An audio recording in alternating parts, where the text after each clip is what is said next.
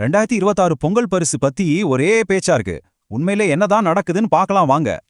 வதந்திகள் நிறைய, ஆனா அதிகாரப்பூர்வ அறிவிப்பு இன்னும் வரல. அப்போ என்னதான் விஷயம்?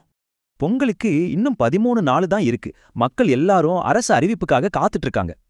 இப்போ பேசப்படுற இந்த கிஃப்ட் பேக்கேஜ்ல 2 முக்கியமான விஷயம் இருக்கு. ஒன்னு பணம், இன்னொன்னு பரிசு பொருள். ஒரு குடும்பத்துக்கு 3000 ரூபாய் பணம் கொடுக்கலான்னு ஒரு பேச்சு அடிபடுது. ஆனா முதலமைச்சர் மனசுல 5000 ரூபாய் கொடுக்கணும்னு ஆசை இருக்கிறதா சொல்றாங்க. பணத்தோட சேர்த்து இந்த அத்தியாவசிய பொருட்களோ பரிசு தொகுப்புல இருக்கும்னு எதிர்பார்க்கலாம். எல்லாம் ரெடினா அப்புறம் ஏன் இன்னும் அறிவிப்பு வரல? இதுக்கு பின்னாடி ஒரு அரசியல் கணக்கு இருக்கான்.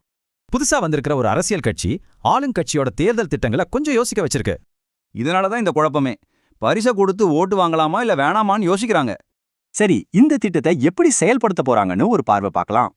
பேங்க்ல பணம் போடுறதை விட ரேஷன் கடையில டோக்கன் கொடுக்கறது தான் சரின்னு முடிவு பண்ணிருக்காங்க. எதுக்குன்னா, பணம் வரலன்னு சொல்ற புகார்களை தவிர்க்கத்தான் இந்த டோக்கன் சிஸ்டம். அறிவிப்பு வந்ததும் இந்த டைம்லைன் படி தான் எல்லாத்தையும் கொடுக்க பிளான் பண்ணிருக்காங்க. ஒரு முக்கியமான விஷயம், இந்த பரிசு தொகுப்பு ரேஷன் கார்டு வச்சிருக்கிறவங்களுக்கு மட்டும்தான்.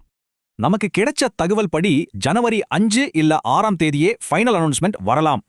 கடைசியா பரிசுத் தொகை 3000 5000 இல்ல வேற ஏதாவது சர்ப்ரைஸ் இருக்கா? வெயிட் பண்ணி பாப்போம்.